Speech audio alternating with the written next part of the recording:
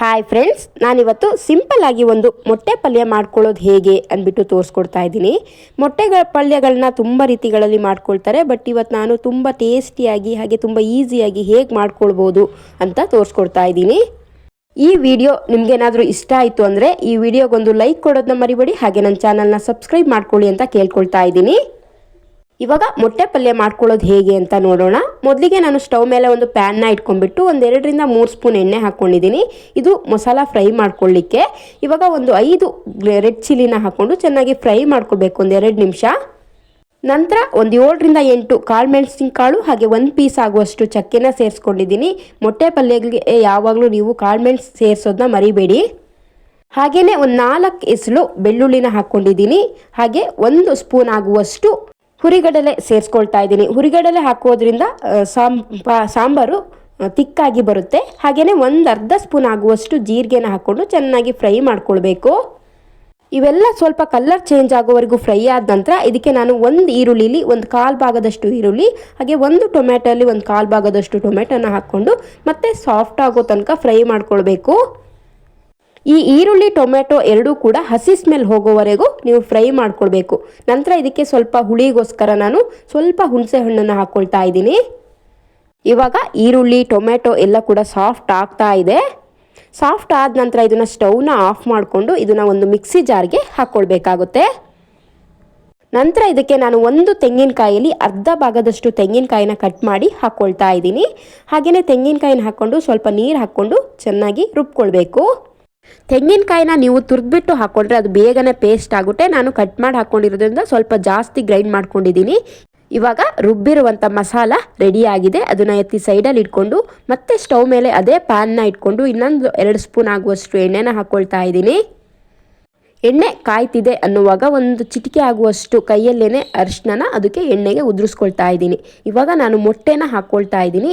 ನಾನು ಒಂದು 4 ಮೊಟ್ಟೆನ ಮೊದಲೇ ಬೇಯಿಸ್ಬಿಟ್ಟು ಮಧ್ಯ ಭಾಗಕ್ಕೆ ಕಟ್ ಮಾಡಿ ಇಟ್ಕೊಂಡಿದ್ದೆ. 4 ಮೊಟ್ಟೆ ಅಂದರೆ ಅದು 8 ಪೀಸ್ ಆಗಿದೆ. ಇವಾಗ ಅದು ಒಂದೊಂದೇ ಈ ಥರ ಎಣ್ಣೆಲಿ ಬಿಟ್ಕೊಳ್ಬೇಕು. ನೀವು ಎಷ್ಟು ಮೊಟ್ಟೆ ತಗೊಳ್ತೀರಾ, ಎಷ್ಟು ಸಾಂಬಾರು ಮಾಡ್ಕೊಳ್ತೀರಾ ಎಲ್ಲ ನೋಡಿಬಿಟ್ಟು ಮಸಾಲ ಎಲ್ಲ ಕೂಡ ರುಬ್ಕೊಳ್ಳಿ. ನಾನಿವತ್ತು ಒಂದು 4 ಮೊಟ್ಟೆನ ತಗೊಂಡು ಮಾಡ್ಕೊಳ್ತಾ ಇರೋದು ನಿಮಗೆ ತೋರಿಸ್ಕೊಡ್ತಾ ಇದ್ದೀನಿ. ಈ ಥರ ಎಣ್ಣೆಯಲ್ಲಿ ಮೊಟ್ಟೆನ ಬೇಯಿಸ್ಕೊಳ್ಳೋದ್ರಿಂದ ಅದು ಮೊಟ್ಟೆ ತಿನ್ನುವಾಗ ಒಂದು ಒಳ್ಳೆ ಟೇಸ್ಟ್ ಕೊಡುತ್ತೆ. ಇವಾಗ ಎರಡೂ ಸೈಡು ಕೂಡ ಈ ಥರ ಚೆನ್ನಾಗಿ ರೋಸ್ಟ್ ಮಾಡ್ಕೊಳ್ಬೇಕು. ಇವಾಗ ಅದು ರೋಸ್ಟ್ ಆಗಿದೆ. ಚೆನ್ನಾಗಿ ಎತ್ತಿ ಒಂದು ತಟ್ಟೆಗೆ ಹಾಕ್ಕೊಳ್ತಾ ಇದ್ದೀನಿ. ಮೊಟ್ಟೆನೂ ಕೂಡ ಇವಾಗ ಎತ್ತಿ ಸೈಡಲ್ಲಿ ಇಟ್ಕೊಳ್ಳೋಣ. ಅದೇ ಪಾತ್ರೆಗೆ ನೀವು ಬೇಕಿದ್ರೆ ಎಣ್ಣೆ ಹಾಕ್ಕೊಳ್ಳಿ. ನಾನು ಎಣ್ಣೆ ಏನು ಮತ್ತೆ ಸೇರಿಸ್ಕೊಳ್ತಾ ಇಲ್ಲ. ನಾನು ಮಸಾಲಕ್ಕೆ ಒಂದು 1/4 ಭಾಗದಷ್ಟು ಈರುಳ್ಳಿ ಹಾಕ್ಕೊಂಡಿದ್ನಲ್ವ, ಇನ್ನೊಂದು 3/4 ಭಾಗದಷ್ಟು ಈರುಳ್ಳಿ ಉಳಿದಿತ್ತು, ಅದನ್ನು ಇದಕ್ಕೆ ಹಾಕ್ಕೊಳ್ತಾ ಇದ್ದೀನಿ. ಇವಾಗ ಅದು ಎಣ್ಣೆಲಿ ಫ್ರೈ ಆಗಬೇಕು ಚೆನ್ನಾಗಿ. ಹಾಗೆಯೇ ಇದಕ್ಕೆ ಇವಾಗ ನಾನು ಮಸಾಲ ರುಬ್ಬಾಗು ಒಂದು 1/4 ಭಾಗದಷ್ಟು ಟೊಮೆಟೊ ಹಾಕ್ಕೊಂಡಿದ್ದೆ. ಅದರಲ್ಲಿ ಒಂದು 3/4 ಭಾಗದಷ್ಟು ಉಳಿದಿತ್ತು ಟೊಮೆಟೊ, ಅದನ್ನು ಇವಾಗ ಈ ಸಾಂಬಾರಿಗೆ ಹಾಕ್ಕೊಳ್ತಾ ಇದ್ದೀನಿ. ಅವೆರಡು ಚೆನ್ನಾಗಿ ಬೇಯಬೇಕು. ಈರುಳ್ಳಿ ಟೊಮೆಟೊ ಎರಡು ಕೂಡ ಎಣ್ಣೆಲಿ ಚೆನ್ನಾಗಿ ಬೆಂದ ನಂತರ ಇದಕ್ಕೆ ರುಬ್ಬಿರುವಂಥ ಮಸಾಲನ ನಾನಿವಾಗ ಹಾಕ್ಕೊಳ್ತಾ ಇದ್ದೀನಿ. ಅದೇ ಮಿಕ್ಸಿ ಜಾರ್ಗೆ ಸ್ವಲ್ಪ ನೀರು ಹಾಕಿಬಿಟ್ಟು ನೀರನ್ನು ಸೇರಿಸ್ಕೊಳ್ತಾ ಇದ್ದೀನಿ. ನೀರು ನೀವು ನೋಡಿಬಿಟ್ಟು ಸೇರಿಸ್ಕೊಳ್ಳಿ ಎಷ್ಟು ಬೇಕು ಅಂತ. ಇವಾಗ ಇದನ್ನು ಸ್ವಲ್ಪ ಗಟ್ಟಿಯಾಗಿದೆ, ಅದು ಇನ್ನೂ ಬೆಂದ ಮೇಲೆ ಇನ್ನೂ ಗಟ್ಟಿಯಾಗುತ್ತೆ. ಸೊ ಹಾಗಾಗಿ ಇನ್ನೂ ಸ್ವಲ್ಪ 1 ಗ್ಲಾಸ್ ಆಗುವಷ್ಟು ನೀರನ್ನು ಹಾಕ್ಕೊಳ್ತೀನಿ. ನಾನು ಒಂದು 2 ಗ್ಲಾಸ್ ಆಗುವಷ್ಟು ನೀರನ್ನು ಸೇರಿಸ್ಕೊಂಡು ಈ ಹದಕ್ಕೆ ರೆಡಿ ಮಾಡಿ ಇಟ್ಕೊಂಡಿದ್ದೀನಿ. ಇವಾಗ ರುಚಿಗೆ ತಕ್ಕಷ್ಟು ಉಪ್ಪನ್ನು ಕೂಡ ಸೇರಿಸ್ಕೊಳ್ತಾ ಇದ್ದೀನಿ. ಉಪ್ಪು ಯಾವಾಗಲೂ ಸ್ವಲ್ಪ ಕಮ್ಮಿನೇ ಹಾಕ್ಕೊಳ್ಳಿ, ಯಾಕಂದರೆ ಜಾಸ್ತಿ ಆಯಿತು ಅಂದರೆ ನೀರನ್ನೇ ಸೇರಿಸ್ಕೋಬೇಕಾಗುತ್ತೆ. ಕಮ್ಮಿ ಆದರೆ ಮತ್ತೆ ಉಪ್ಪನ್ನ ಹಾಕ್ಕೊಳ್ಬೋದು, ಏನೂ ಪ್ರಾಬ್ಲಮ್ ಇರಲ್ಲ. ಹಾಗಾಗಿ ಇವಾಗ ಇದನ್ನು ಚೆನ್ನಾಗಿ ಒಂದ್ಸರಿ ಮಿಕ್ಸ್ ಮಾಡಿಬಿಟ್ಟು ಮುಚ್ಚಳ ಮುಚ್ಚಿಬಿಟ್ಟು ಒಂದು 7 ರಿಂದ 8 ನಿಮಿಷ ಚೆನ್ನಾಗಿ ಕುದಿಲಿಕ್ಕೆ ಬಿಡಬೇಕು. ಯಾಕಂತಂದರೆ ಅದು ಹಸಿ ಸ್ಮೆಲ್ಲೆಲ್ಲ ಹೋಗಿಬಿಡಬೇಕು. ಹಾಗಾಗಿ ಇವಾಗ ಚೆನ್ನಾಗಿ ಕುದೀತಾ ಇದೆ. ಮೊಟ್ಟೆ ಪಲ್ಯಗೆ ಯಾವಾಗಲೂ ಉಪ್ಪು ಹುಳಿ ಖಾರ ಎಲ್ಲ ಕರೆಕ್ಟಾಗಿದ್ರೇ ಚೆನ್ನಾಗಿರುತ್ತೆ. ಇವಾಗ ಕುದೀತಾ ಇರುವಂಥ ಮಸಾಲಕ್ಕೆ ನಾನು ರೋಸ್ಟ್ ಮಾಡಿ ಇಟ್ಕೊಂಡಿರುವಂಥ ಮೊಟ್ಟೆನ ಒಂದೊಂದಾಗಿ ನಿಧಾನಕ್ಕೆ ಬಿಟ್ಕೊಳ್ತಾ ಹೋಗ್ತಾ ಇದ್ದೀನಿ. ಎಲ್ಲವನ್ನೂ ಬಿಟ್ಟಾದ ನಂತರ ಈ ಥರ ನಿಧಾನಕ್ಕೆ ಒಂದ್ಸರಿ ಕೈ ಆಡಿಸ್ಕೊಂಡು ಅದನ್ನು ಮುಚ್ಚಳ ಮುಚ್ಚಿಬಿಟ್ಟು ಮತ್ತೆ ಒಂದು 10 ನಿಮಿಷ ಈ ಥರ ಕುದಿಸ್ಕೊಳ್ಳಿ. ಈ ರೀತಿ ಕುದಿಸ್ಕೊಳ್ಳೋದ್ರಿಂದ ಮಸಾಲ ಎಲ್ಲ ಕೂಡ ಮೊಟ್ಟೆಗೆ ಖಾರ ಎಲ್ಲ ತುಂಬ ಚೆನ್ನಾಗಿ ಹಿಡ್ಕೊಳ್ಳುತ್ತೆ. ಇವಾಗ ಕೊನೆಯಲ್ಲಿ ಸ್ಟವ್ನ ಆಫ್ ಮಾಡ್ಕೊಳ್ಬೇಕು. ಈ ಮೊಟ್ಟೆ ಪಲ್ಯ ತುಂಬ ಟೇಸ್ಟಿ ಹಾಗೆ ತುಂಬ ಸಿಂಪಲ್ ಕೂಡ ಹೌದು.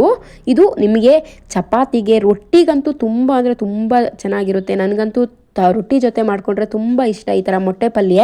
ಹಾಗೆಯೇ ಬಿಸಿ ಬಿಸಿ ರೈಸ್ ಜೊತೆಗೆ ಈ ಮೊಟ್ಟೆ ಪಲ್ಯ ಅದು ಕೂಡ ತುಂಬ ಚೆನ್ನಾಗಿ ಹೊಂದ್ಕೊಳ್ಳುತ್ತೆ.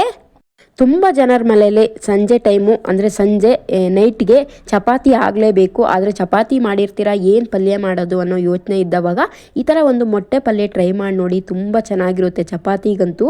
ಈ ಥರ ನೀವು ಒಂದ್ಸರಿ ಟ್ರೈ ಮಾಡಿ ಹೇಗೆ ಬಂತು ತಿಳಿಸಿ. ಇದೇನಾದರೂ ನಿಮಗೆ ಇಷ್ಟ ಆಯಿತು ಅಂದರೆ ನನ್ನ ಚಾನಲ್ ಸಬ್ಸ್ಕ್ರೈಬ್ ಮಾಡ್ಕೊಳ್ಳೋದನ್ನ ಮರಿಬೇಡಿ.